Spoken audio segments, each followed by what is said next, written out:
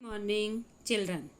मैं आपकी हिंदी अध्यापिका मंजू सिंह आज आपको नवीन पल्लव का पाठ 6 पढ़ाऊंगी। पाठ का नाम है नेताजी सुभाष चंद्र बोस। यह एक जीवनी है। इसमें देश को आज़ादी दिलाने वाले महापुरुषों में नेताजी सुभाष चंद्र बोस का नाम अग्रिम पंक्ति में आता है। इस पाठ में उन्हीं के जीवन का परिचय दिया गया है। बच्चों, अब हम पाठ पढ़ते हैं। नेताजी सुभाष चंद्र बोस का जन्म 23 जनवरी 1897 को कटक, उड़ीसा में हुआ। वे एक मध्यम वर्गीय परिवार से संबंध रखते थे। सन 1920 ईस्वी में वे उन गिने चुने भारतीयों में से एक थे जिन्होंने ICS परीक्षा उत्तीर्ण की। सन 1921 ईस्वी में वे भारतीय राष्ट्रीय कांग्रेस के सदस्य बने। सन 1938 ईस्वी में वे कांग्रेस के हरिपुरा सेशन में अध्यक्ष बने। पुनः सन 1939 ईस्वी में त्रिपुरा सेशन कांग्रेस के अध्यक्ष चुने गए। बच्चों, बताओ, नेताजी सुभाष चंद्र बोस का जन्म कब और कहाँ हुआ? नेताजी सुभाष चंद्र बोस का जन्म 23 जनवरी 1897 को कटक, उड़ीसा में हुआ। वे एक मध्यम वर्गीय परिवार से संबंध रखते थे। बताओ बच्चों, उन्होंने कौन सी परीक्षा उत्तीर्ण की? उत्तीर्ण का अर्थ है पास करना। उन्होंने ICS परीक्षा उत्तीर्ण की। वे भारतीय राष्ट्रीय कांग्रेस के सदस्य कब बने? सन 1921 ईस्वी में वे भारतीय राष्ट्रीय कांग्रेस के सदस्य बने। सन 1938 ईस्वी में वे कांग्रेस के हरिपुरा सेशन में अध्यक्ष बने। पुनः सन 1939 ईस्वी में त्रिपुरा सेशन कांग्रेस के अध्यक्ष चुने गए। नेताजी सुभाष चंद्र बोस भारतीय राष्ट्रीय संग्राम में सबसे अधिक प्रेरणा के स्रोत रहे हैं। ये वे व्यक्ति हैं जिन्होंने कहा था, तुम मुझे खून दो, मैं तुम्हें आज़ादी दूंगा। और इस नारे के तुरंत बाद सभी जाति और धर्मों के लोग खून बहाने के लिए आ खड़े हो गए।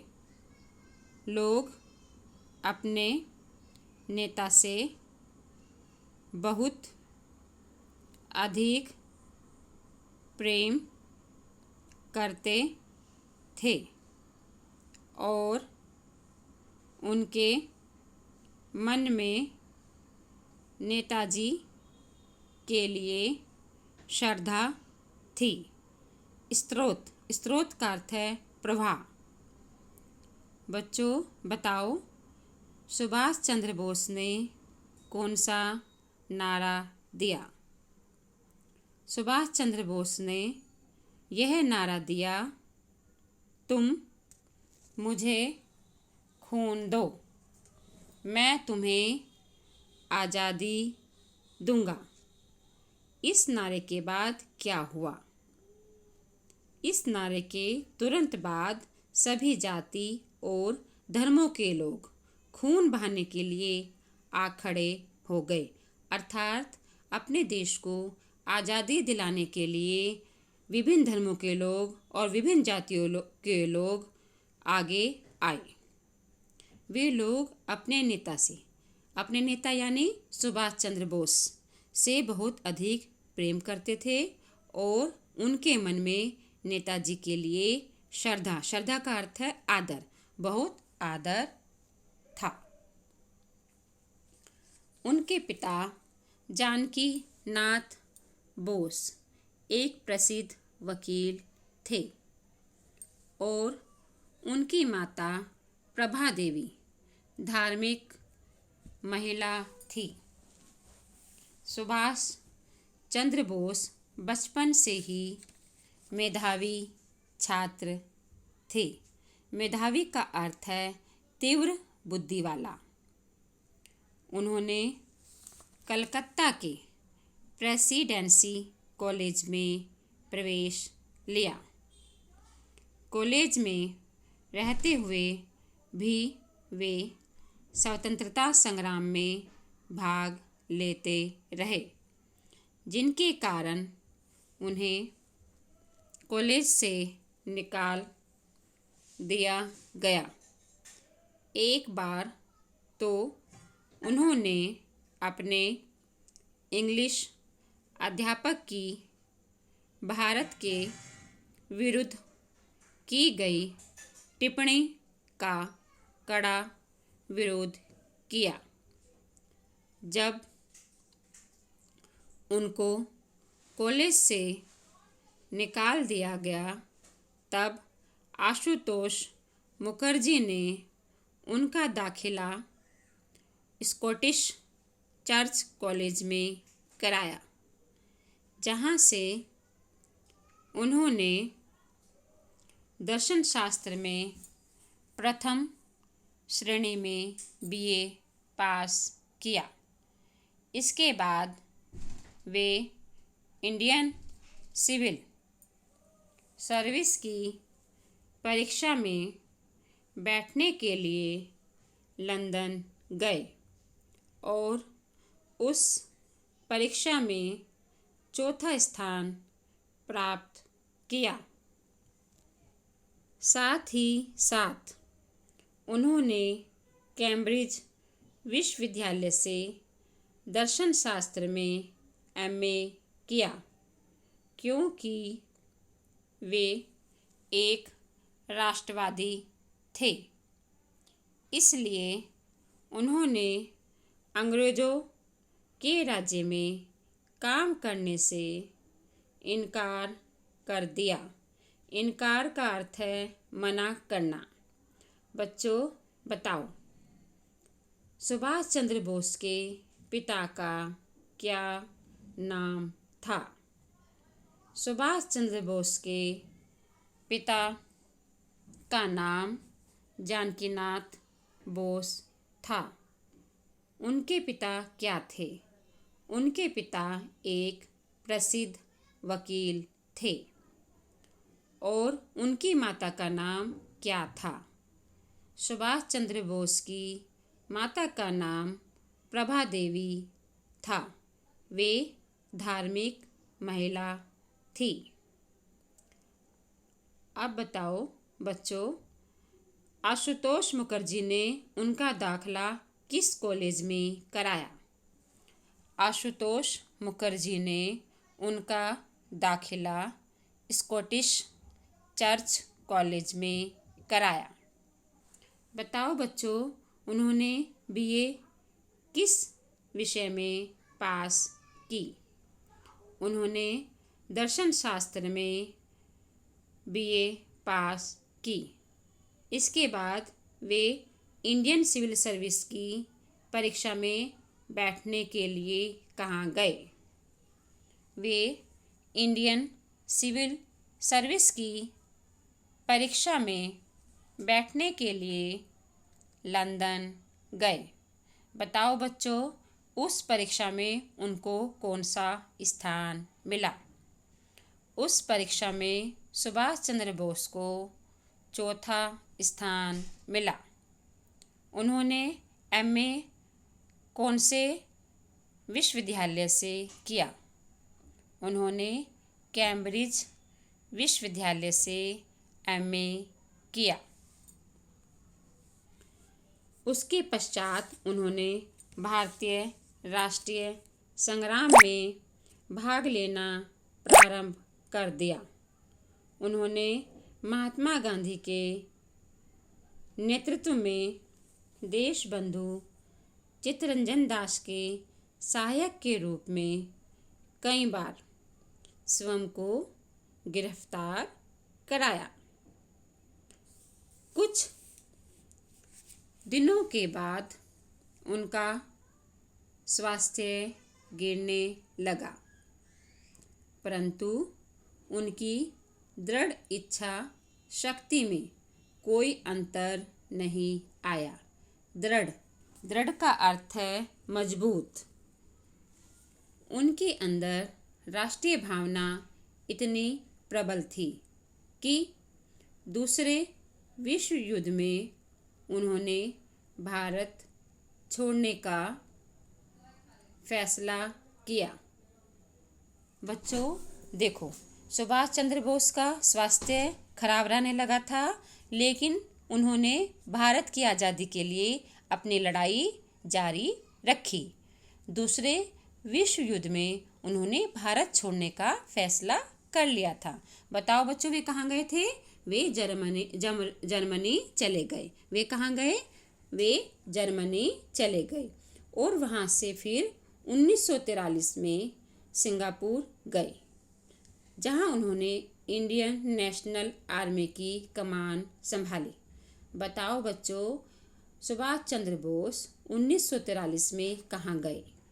सुभाष चंद्र बोस 1943 में सिंगापुर गए। वहाँ उन्होंने क्या किया? वहाँ उन्होंने इंडियन नेशनल आर्मी की कमान संभाली। जापान और जर्मनी की सहायता से उन्होंने अंग्रेज़ों के विरुद्ध लड़ने के लिए एक सेना का गठन किया, जिसका नाम उन्होंने आज़ाद हिंद फौज रखा। बच्चों बताओ, सुभाष चंद्र बोस ने जिस सेना का गठन किया उसका नाम उन्होंने क्या रखा? सुभाष चंद्र बोस ने अंग्रेज़ों के विरुद्ध लड़ने के लिए जिस सेना का गठन किया उसका नाम उन्होंने आज़ाद हिंद फौज रखा।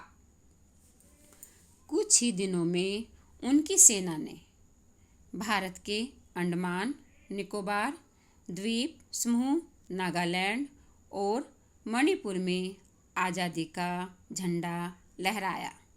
बच्चों बताओ, आज़ाद हिंद फौज ने आज़ादी का झंडा कहाँ लहराया?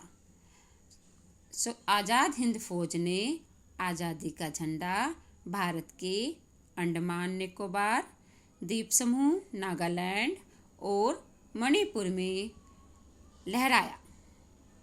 किंतु द्वितीय विश्व युद्ध में जर्मनी और जापान की हार के बाद आज़ाद हिंद फौज को पीछे हटना पड़ा, किंतु उनकी बहादुरी और हिम्मत यादगार बन गई। बताओ बच्चों, आज़ाद हिंद फौज को कब पीछे हटना पड़ा? द्वितीय विश्व युद्ध में जर्मनी और जापान की हार के बाद आज़ाद हिंद फौज को पीछे हटना पड़ा, किंतु उनकी बहादुरी और हिम्मत यादगार बन गई। यादगार का अर्थ है याद रह जाना।